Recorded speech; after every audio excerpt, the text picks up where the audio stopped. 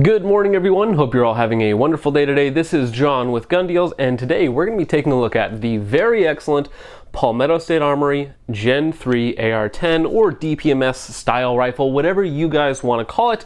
But before we get into that, if you don't know, Gun Deals is one of the best websites in the industry to find the best deals on whatever it is that you happen to be looking for. It's important to remember that they don't buy or sell anything. They merely provide you with links and sometimes discount codes to whatever it is that you're looking for within the industry. So if you want to go ahead, help us out, go ahead and check out the website gun.deals. On top of that, you can always like, share, and subscribe, and comment literally anything down below about this big black rifle. Starting off with full disclosure, I personally don't have any sort of serious relationship with Palmetto State Armory. However, they do work with gun.deals, so that is something you should be aware of. However, I will end up paying for this rifle with my own money in one way or another. So when I give this rifle a very positive review, just know that this is my personal opinion and I'm not getting paid to say one thing or the other about it. Starting off with possibly one of the most important numbers when talking about a value slash a budget rifle, although I don't really think this counts as a budget rifle. If you want to buy a complete Gen 3 AR-10, this one specifically with the Magpul CTR stock and two-stage trigger that this one here came equipped with one from the factory, you're looking at about $1,100 to $1,200 for the complete rifle. However, I believe Palmetto State Armory currently has their Gen 3 uppers, just the complete upper receiver with BCG, on for around $600 to $700. So if you already have another lower receiver, go ahead, buy this upper, slap it onto your lower, and you're going to be good to go as long as it's a DPMS Gen 1, 2, or in this case Gen 3 as they call it. The model that I have here, this is the 18-inch version, so this is an 18-inch 308 chambered barrel, 1 in 10 twist, exactly as it should be. It is a dimpled barrel made out of 416R stainless steel. It is more of a lightweight profile, not a true lightweight profile, but it's definitely not a heavy or a SOCOM or anything like that. It does have a mid-length gas system on it, so in terms of barrel, 18 inch is about the sweet spot for a 308 battle rifle or AR-10 or whatever you want to call it. So personally, it does a really good job with that. Now we're going to go ahead and go into detail on the barrel, just because it is one of the most important parts. So I will take a heavy barrel if it gives me some sort of benefit for that weight. So for instance, if a heavy barrel is very accurate, then I'm fine with it being a heavy barrel because it theoretically gives me that accuracy. I'm also fine with a lightweight barrel because it gives me lighter weight, but if it negatively affects accuracy, then I'd rather go with a slightly heavier profile or a different barrel that has just more accuracy. However, with this barrel, we'll go ahead and get this right out of the way. I did some accuracy testing on this with a bunch of different loads. I did some 145 grain reload, some 145 grain Wolf Classic, some M80 Ball, which is not great ammunition in general. It's designed for machine guns, so it's not super accurate. And then on top of that, I also threw in a couple match loads, specifically Hornady Black 155 grain with their AMAX projectiles, and also some Federal Premium 168 grain Sierra Match King. Now, I'll go ahead and roll in all the footage in just a second, but accuracy testing was done at 50 yards just because I want to do accuracy testing on the ground and prone, and it is very hot here in Western Washington currently, and everything is just overgrowing. Washington underbrush is terrible, so 50 yards was as much as I could get while still being on the ground and prone and being as stable as possible. So go ahead and roll in the accuracy here with the different loads, and then we'll talk about it in just a second.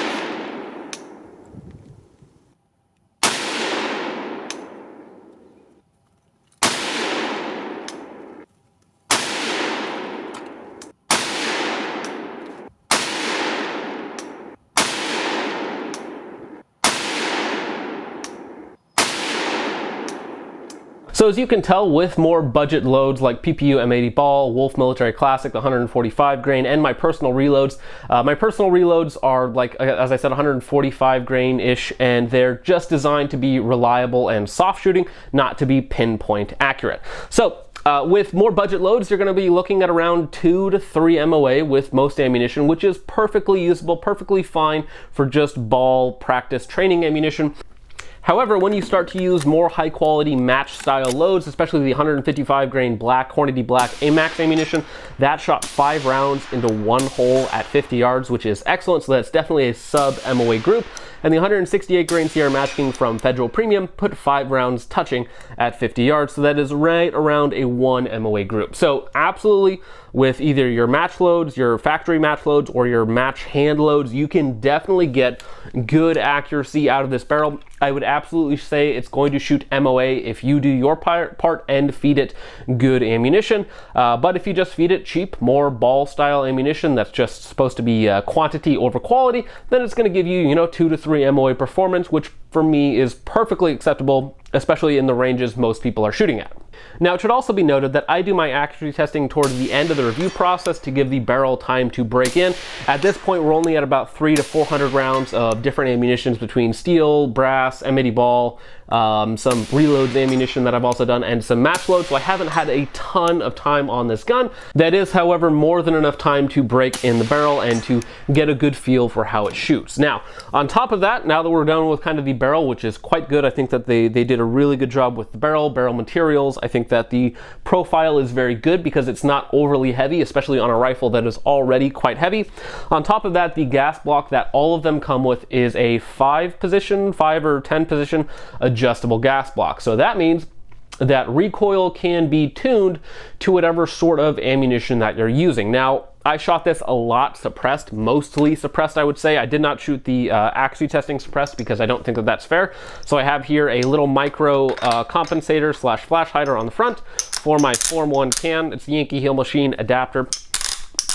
So most of the shooting was done suppressed, so I definitely could have tuned down the gas even more. However, I just wanted something that was reliable and going to get the job done. So them including a good high quality adjustable gas block. Again, I have not had any issues whatsoever. I set it at the very beginning of testing so that it would cycle whatever I put through it, and it has done a very, very good job. So because this is, as I mentioned, a very heavy gun, combined with the fact that you have an adjustable gas block so you can somewhat tune the recoil impulse to it, this is a very, very soft shooter. With my reloaded ammunition, I was able to keep large strings of fire, 5, 10 rounds on target at between 10 and 15 yards on an 8x11 target.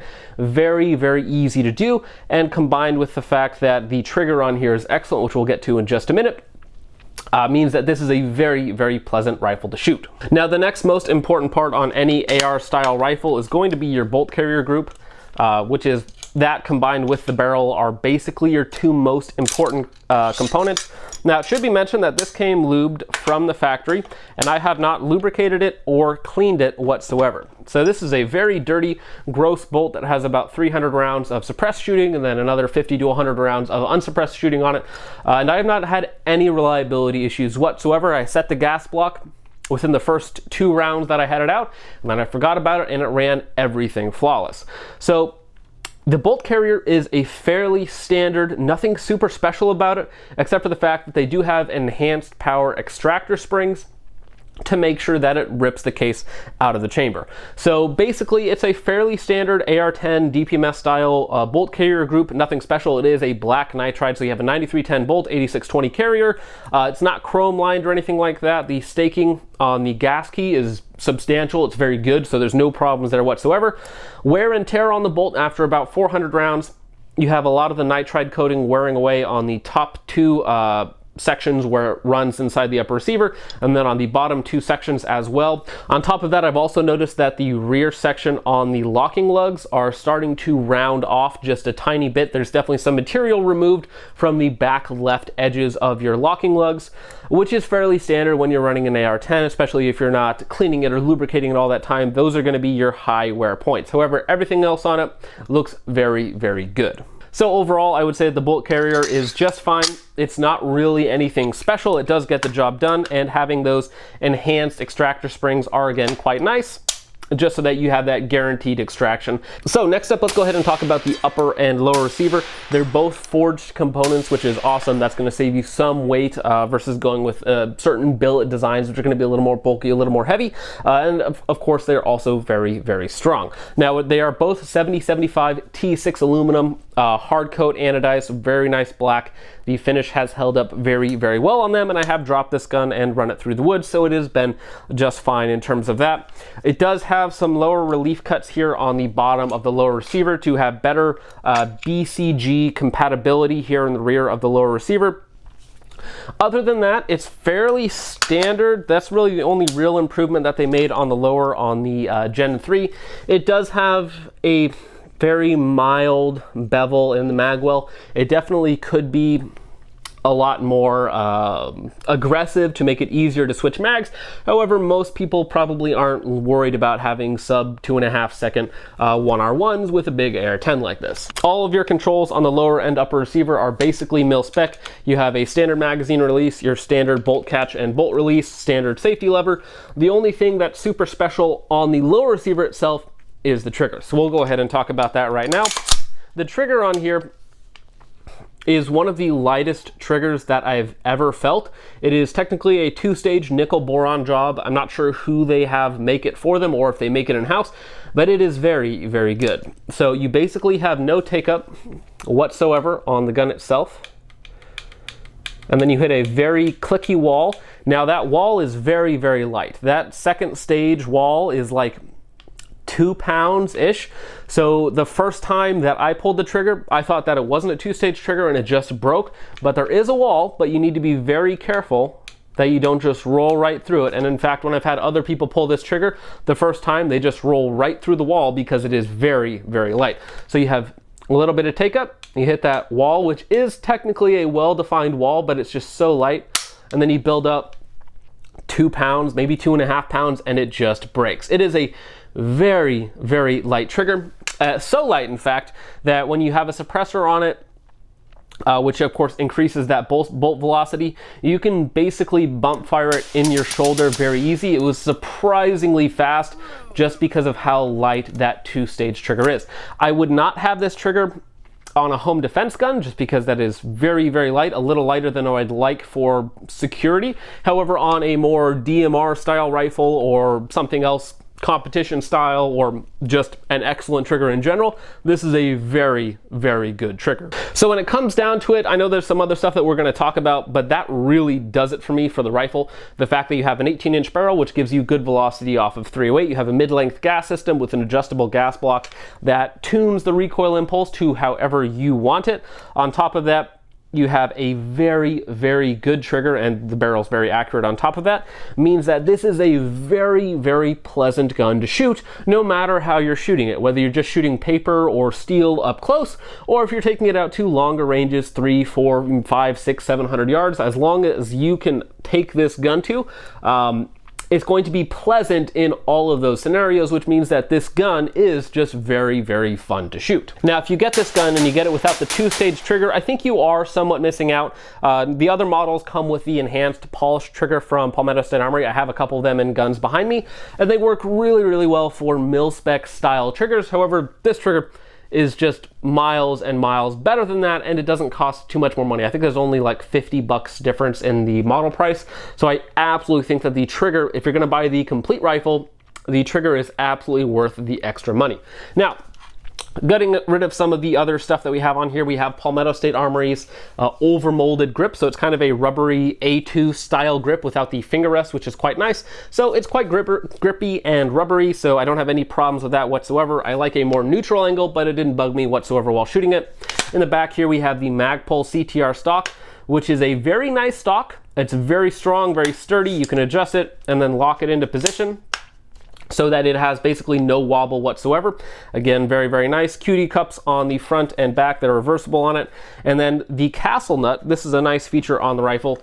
The castle nut is actually twice staked, so basically it's staked in one, and where's the second one? 2 different positions. So that castle nut theoretically should never loosen up on you. It's not necessarily a needed feature, but it is just something that's nice to have. Now, I haven't really mentioned it. This isn't quite a matched fit between the upper and lower. There is a tiny bit of wobble, but not much, and it's not really audible. It's not quite a perfect fit, but it is very good. Now, the last piece on the rifle that we're going to talk about before we talk about some of the extras that I have on it is going to be this M-Lok handguard. This is a 15-inch M-Lok handguard. So you have M-Lok on the 3, 6, and 9. This is made in the USA. It's a 70, 75, or it's a 60, 61 handguard.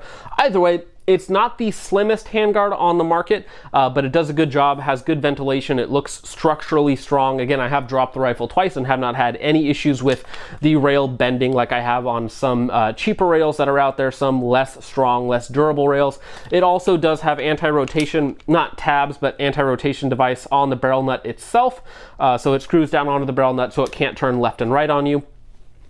Other than that, the rail's just fine. I actually prefer a little bit shorter rails compared to the barrel. I would rather not have an 18 or a 20-inch rail on here just because it makes it more difficult to access the muzzle device, and I don't need all that weight out front. Now, I switched out the A2 flash hider that it comes with. However, with the A2 flash hider, it shoots just fine, no problems whatsoever. However, I wanted a different flash hider so that I could more easily thread on my cam. One last thing to mention is that it does actually come with a black nitride gas tube, which is technically a nicer feature. However, for 99.99% of people out there, they're never going to notice a difference. So while it is technically nicer, it doesn't really matter all that much.